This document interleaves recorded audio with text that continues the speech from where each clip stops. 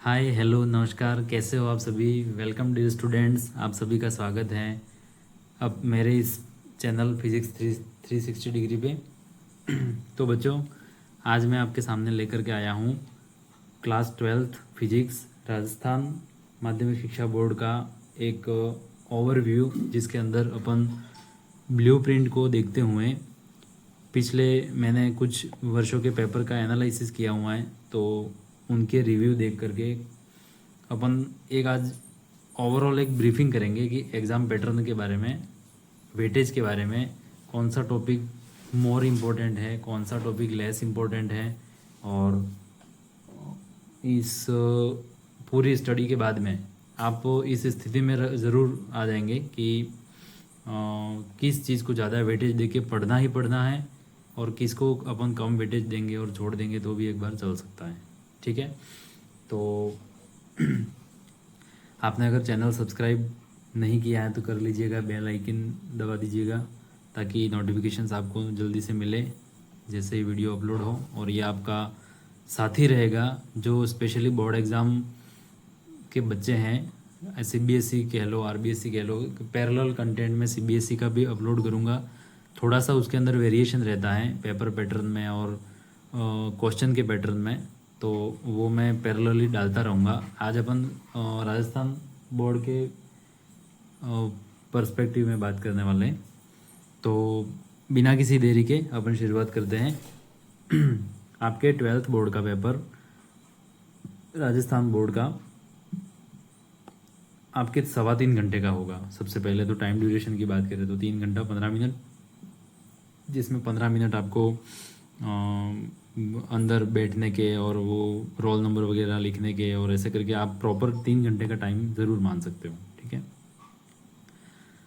Paper theoretical जो board exam का होगा वो होता है 56 मार्क्स का, और 14 होते हैं सेशनल मार्क्स जो आपके लेक्चरर जो भी हैं उनके हाथ में रहते हैं, और आपके परफॉर्मेंस के आधार पर वो आपके भेजते हैं। जनरली इसमें से अगर आपका ठीक ठाक रहा है, साल भर अच्छी उपस्थिति, अच्छा रिकॉर्ड, ये वो, तो लगभग मिल जाते हैं अच्छे मार्क्स, 13 14 12 13 14 इस टाइप से। तो आपको एक तो अपना व्यवहार और ये रेगुलरिटी और ये सब जब रखेंगे तो ये 14 लगभग पूरे मिलते हैं आपको। उसके बाद में 30 मार्क्स होते हैं इसके प्रैक्टिकल के। ठीक है, प्रैक्टिकल के 30 मार्क्स होते हैं, तो 30 + 14 + 56 करके ये आपका पेपर होता है 100 मार्क्स का। ठीक है, तो आपको ये जो 56 है, वास्तव में उन्हीं 56 के ऊपर ज़्यादा काम करना है। बाकी आपका ठीक ठाक सब कुछ रहा है तो मार्क्स आपके आ जाते हैं। अब ये 56 में मैं चाहता हूँ कि कम से कम मेरे व्यूअर्स हैं, जो मेरे बच्चे हैं, जो विलिंगनेस के साथ में देख रहे हैं, वो कम से कम 45 का स्कोर ज़रूर करें। ठीक है, कम से कम, ताकि यहाँ से आपको पूरे मिले तो आप आराम से 85 प्लस का आंकड़ा छू लें, 90 के अराउंड आप फिजिक्स में स्कोर करें। और ये इतना मुश्किल नहीं है, कुछ सेलेक्टेड चीज़ें ज़्यादा वेटेज के साथ में जब अपन लेते हैं तो मुझे लगता है कि अपन कर पाते हैं। तो ये पूरी स्ट्रेटेजी रहेगी। अब ये जो 3 घंटे हैं, ये जो 56 मार्क्स हैं, उसके अंदर आपको चैप्टर कवर करने हैं 14 लेसन आपको कवर करने हैं, अच्छे से कवर करने हैं, तब जाके आप ये पूरा 56 ला सकने की स्थिति में आओगे।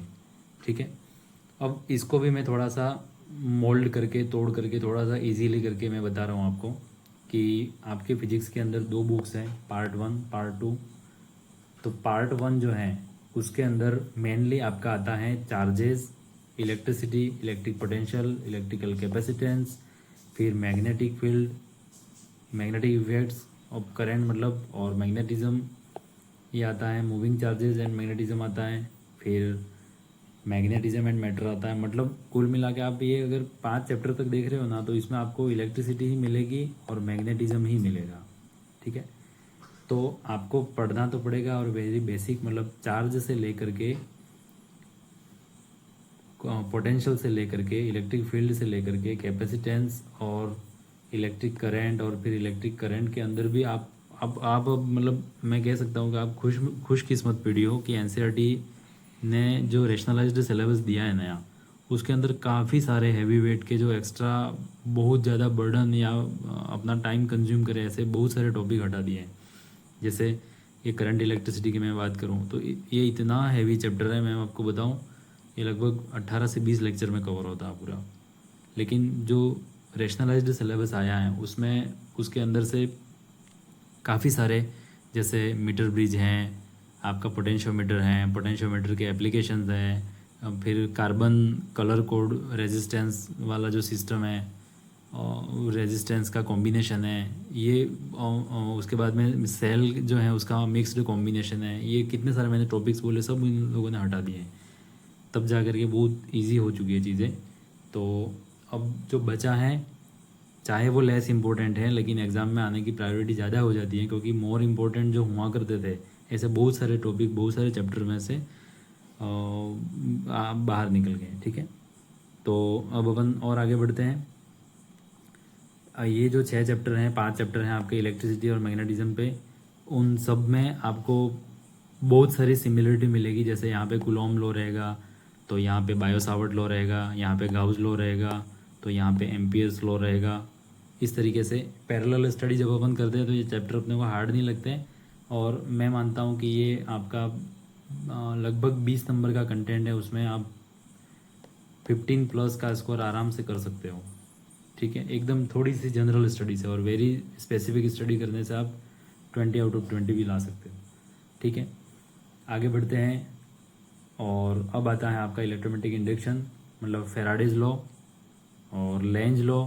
उसके बाद में आपका मोशनल ईएमएफ, और ईएमएफ के साथ में आपका सेल्फ इंडक्शन और म्यूचुअल इंडक्शन के कंसेप्ट वो आते हैं, और ये चैप्टर ख़त्म हो जाता है। छोटा सा चैप्टर है, 4 मार्क्स कवर करता है, और 4 आउट ऑफ 4 आप आराम से ला सकते हो। कुछ सेलेक्टेड चीज़ें पढ़ के आपको सेल्फ इंडक्शन पढ़ना ही पढ़ना है, आपको म्यूचुअल इंडक्शन पढ़ना ही पढ़ना है, आपको मोशनल ईएमएफ पढ़ना ही पढ़ना है। छोटा सा टॉपिक है, फेराडे के लॉ पढ़ने ही पढ़ने हैं। ठीक है, इस तरीके से ये कुछ गिने चुने टॉपिक्स लेकर के ये 4 नंबर आपके पूरा आ सकते हैं। ठीक है, और आगे बढ़ते हैं। ज़्यादा मार्क्स का चैप्टर आता है हमारे पास में अल्टरनेटिंग करंट, 5 मार्क्स का, और उसमें मैं आपको बिना बोले बता दूं, मतलब ज़्यादा बात किए बिना बता देता हूँ कि इसके अंदर एक क्वेश्चन है LCR। ठीक है, इसमें अलग अलग टाइप के सर्किट हैं, जैसे एल हैं, सी हैं, आर है, इन तीनों का अलग अलग स्टडी है। लेकिन LCR और उसके साथ में भी आपका सीरीज़ रेजोनेटिंग सर्किट जो होता है उसके बारे में ज़रूर से क्वेश्चन आता है। हाफ पावर फ्रीक्वेंसीज क्या होती हैं, और इस सर्किट के बेनिफिट क्या होते हैं, इस हिसाब से तो LCR बहुत ज़्यादा इंपॉर्टेंट है। और फिर करंट और पोटेंशियल की वैल्यू अलग अलग कॉम्बिनेशन के लिए, फिर करंट की जो अलग अलग डेफिनेशन है, जैसे मीन करंट क्या होता है, आपका RMS क्या होता है, रूट मीन स्क्वायर क्या होता है, ठीक है ना, एवरेज क्या होता है। और फिर एक क्वेश्चन उसमें बार बार आया है कि अल्टरनेटिंग करंट के फर्स्ट हाफ साइकिल के लिए या पूरे साइकिल के लिए एवरेज करंट की वैल्यू कितनी होती है, तो ये आपको निकालनी पड़ती है। तो ये कुछ बेसिक आइडिया अपने पास है तो अल्टरनेटिंग करंट आप अच्छे से कर सकते हो। ठीक है, इलेक्ट्रोमैग्नेटिक वेव्स खाली 1 घंटे का चैप्टर है। मैं आपको बताऊं, इसके अंदर डिस्प्लेसमेंट करंट नाम का टॉपिक है, ज़रूर से पूछा जाता है। मैक्सवेल इक्वेशन है, ज़रूर से पूछा जाता है। और एक आध मार्क्स में आपको स्पेक्ट्रम के बारे में पूछ लेगा कि गामा रेज क्या काम करती है, और एक्सरे प्रोडक्शन से क्या हेल्प है, कैसे प्रोडक्शन होता है, कौन सा एटॉमिक फिनोमेनन है, कौन सा न्यूक्लियर फिनोमेनन है। ठीक है, इस तरीके से कुछ बेसिक चीज़ें, रेडियो वेव्स हैं, टीवी वेव्स हैं, माइक्रोवेव्स हैं, इन सब का जो स्पेक्ट्रम है उसमें आपका कैसे एनर्जी स्टोर कैसे रहता है, कितना रहता है, इन सब के बारे में आपका मोमेंटम जो होता है P, एनर्जी जो होती है E, स्पीड ऑफ लाइट जो होती है C, इन सब के बीच में क्या रिलेशन है। फिर इस टाइप के इसके अंदर क्वेश्चन है, तो बहुत बेसिक है, 2 मार्क्स का ये 1 घंटे में आप आराम से पढ़ सकते हो, ऐसा चैप्टर है।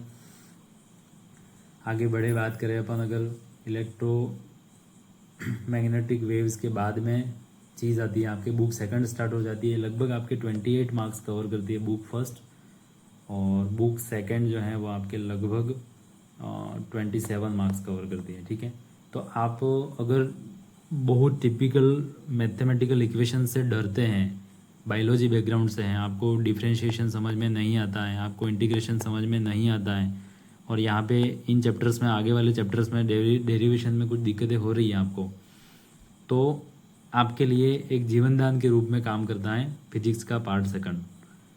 ठीक है, तो इसमें मेनली आपके पास में ऑप्टिक्स के 7 मार्क्स जो हैं, मतलब ray optics and optical instrument पूरे के पूरे आपके हाथ में हैं। और मैं बताऊं आपको, ये स्टडी आप क्लास 9th में 10th में कर चुके हैं। ठीक है, 9th 10th में इसकी स्टडी कर चुके हैं। लेंस क्या होता है, मिरर क्या होता है, प्लेन मिरर क्या होता है, इमेज फॉर्मेशन कैसे होता है, बहुत सारी स्टडी, रिफ्रैक्टिव इंडेक्स क्या होता है, आपके रिफ्रैक्शन के रूल्स क्या होते हैं, स्नेल का नियम क्या होता है, कहाँ पे अपन ऑब्जेक्ट रखें तो इमेज कहाँ पे बनती है। ठीक है ना, तो ये वाली जो चीज़ें हैं सब वो आप स्टडी करके आए हुए हों, इसलिए अब आपको बहुत ज़्यादा ये इंटीग्रेशन डिफरेंशिएशन वाली मैथमेटिक्स का यूज़ किए बिना सिंपल सी, जैसे त्रिभुज के कोणों के नियम, चतुर्भुज के कोणों के नियम, ये अगर आपको पता है तो ये आप 7 में से 7 ला सकते हो। मैं बताता हूँ आपको कैसे। इसमें आपका लेंस फार्मूला आता है, लेंस मेकर फार्मूला आता है, उसके बाद में मिरर फार्मूला आता है। ठीक है, फिर किसी स्फेरिकल सरफेस से जब आपका रिफ्लेक्शन होता है किसी स्फेरिकल सरफेस से, तो उस रिफ्लेक्शन के क्या रूल्स हैं और कैसे वो अलग अलग रिफ्लेक्टिव इंडिसेस के साथ में चेंज करता है, उसका एक फार्मूला है वहाँ पे वो डिराइव करने का। उसके बाद में बहुत ज़्यादा इंपॉर्टेंट इसके अंदर है आपका एक प्रिज्म। ठीक है, जिसको अपन प्रिज्म कहते हैं। तो प्रिज्म के द्वारा मिनिमम डेविएशन कब होता है, उसका एंगल जो होता है डेल्टा एम जिसको अपन कहते हैं, प्रिज्म एंगल जिसको अपन कहते हैं, ये सभी चीज़ें जो हैं बहुत ज़्यादा इंपॉर्टेंट और एकदम आपको त्रिभुज और चतुर्भुज के नियमों से ही आप ज्ञात कर सकते हो। तो आप डिफ्रेंशिएशन इंटीग्रेशन से डरते हो तो, या कहीं दिक्कत होती है उसमें, आपको खुद के ऊपर कॉन्फिडेंस नहीं आ पाता है, तो ये तो पूरा आपका ही है रे ऑप्टिक्स तो। ठीक है, फिर आगे बढ़े अपन तो वेव ऑप्टिक्स आती है 7 मार्क्स में, ये भी अपने पढ़ी हुई हैं, ऐसा मैं कह सकता हूँ। कैसे कह सकता हूँ कि आ, इसमें हाइगेन और का जो प्रिंसिपल है आपका, वेव फ्रंट जो बनती हैं, और उसके बाद में YDAC जिसको अपन कहते हैं, यंग्स डबल स्लिट एक्सपेरिमेंट, तो स्लिट क्या होती है ना, उसके बारे में स्टडी अपन थोड़ी सी अगर कर पाए तो वेव ऑप्टिक्स इसी तरीके से इजी बन जाता है अपने लिए। और मैं आपको बता दूं YDAC सबसे ज़्यादा इंपॉर्टेंट है, YDAC आएगा ही आएगा, वो नहीं आएगा तो क्या आएगा इस चैप्टर में से, ये स्थिति है। ठीक है, तो इस तरीके से इंपॉर्टेंट चीज़ें मैं बताता जा रहा हूँ साथ साथ में। फिर dual nature of radiation and matter. ठीक है, पदार्थ की द्वैतीय प्रकृति के बारे में पूछा है तो आपका डी ब्रोगली जो हाइपोथेसिस है, प्लांक और आइंस्टीन ने जो इसमें मेनली आपका ये आता है फोटो इलेक्ट्रिक इफेक्ट और ये सब चीज़ें। ठीक है, वेव फंक्शन क्या होता है, तो आइंस्टीन फोटो इलेक्ट्रिक इक्वेशन जो है उसके ऊपर क्वेश्चन बनना ही बनना है, न्यूमेरिकल भी बन सकता है, वो सीधा सीधा थ्योरेटिकल पूछ सकता है। ठीक है, तो ये आपका कवर करता है। और उसके बाद में ये वेरी बेसिक है, ये केमिस्ट्री, पार्ट ऑफ केमिस्ट्री भी अपन कह सकते हैं। एटम्स, न्यूक्लियाई जो चैप्टर हैं, ये दोनों चीज़ें आपके केमिस्ट्री का पार्ट कह सकते हैं। और जैसे एटॉमिक स्ट्रक्चर क्या होता है, जो जे थॉमसन ने, डाल्टन ने जो शुरू किया था, वहाँ से लेकर रदरफोर्ड तक कैसे आगे बढ़ते हैं, क्या उसके फिनोमेनन होते हैं, क्या रूल्स होते हैं, पाउली एक्सक्लूजन प्रिंसिपल क्या होता है, ऑफ बोर रूल क्या होता है। ठीक है, तो उसके बारे में। और न्यूक्लियाई जो है नाभिक, उसके अंदर, नाभिक के अंदर की बात होती है, मतलब रेडियो एक्टिव डीके के बारे में बातें होती हैं, अल्फ़ा बीटा गामा कैसे निकलते हैं वहाँ से, नाभिक की साइज़ के बारे में बात होती है। और फिर न्यूक्लियर फोर्सेस जो होती है, जिसको अपन प्रबल आकर्षण बल कहते हैं, जिसको स्ट्रॉन्ग न्यूक्लियर फोर्सेस और वीक न्यूक्लियर फोर्सेस, तो उनके बारे में स्टडी, और मैजिक नंबर क्या होते हैं, और ये सब चीज़ें हैं। उसके बाद में सबसे ज़्यादा इम्पोर्टेंट मेरे को लगता है कि सेमीकंडक्टर इलेक्ट्रॉनिक्स, और इसके अंदर तो मैं आपको बताऊं ये पूरे पूरे मार्क्स आपके हाथ में हैं, 4 मार्क्स। क्यों? क्योंकि बहुत कुछ, ट्रांजिस्टर हटा दिया भाई, ट्रांजिस्टर के कॉन्फ़िगरेशंस हटा दिए, तो क्या पूछेगा फिर वो। बूलियन अलजेब्रा हटा दी उसने उसने लॉजिक गेट्स हटा दिए, तो ये चैप्टर बहुत इजी हो गया, अब बहुत ज़्यादा इजी हो गया। और फिर इंसुलेटर क्या होता है, बैंड गैप क्या होता है, फॉरबिडन एनर्जी गैप किसको कहते हैं, ये बेसिक क्वेश्चन स्टार्ट होते हैं। सेमीकंडक्टर किसे कहते हैं, इंट्रिंसिक क्या होता है, एक्सट्रिंसिक क्या होता है। उसके बाद में पीएन जंक्शन डायोड के बारे में यहाँ पे थोड़ा सा है, और कैसे डिप्लेशन लेयर क्या काम करती है, रिवर्स बायस में कैसे जेनर डायोड काम करता है। ये थोड़ी बेसिक चीज़ें हैं। वोल्टेज गेन, करंट गेन, ये सब कुछ हटा दिया है सिलेबस से, तो बहुत इजी हो जाता है चैप्टर। तो इस तरीके से मैंने ये थोड़ा सा आपको ब्रीफ इंट्रोडक्शन दिया है इन सभी चैप्टर्स के बारे में। तो और इसको एलेबोरेटली अपन देखेंगे एक एक चैप्टर में, और देखेंगे कि क्या क्या चीज़ें ज़्यादा इम्पोर्टेंट बनती हैं, और क्या कैसे करके अपन फिजिक्स में ज़्यादा से ज़्यादा मार्क्स अपन जो अपन ने सोचा है वो ला सकते हैं।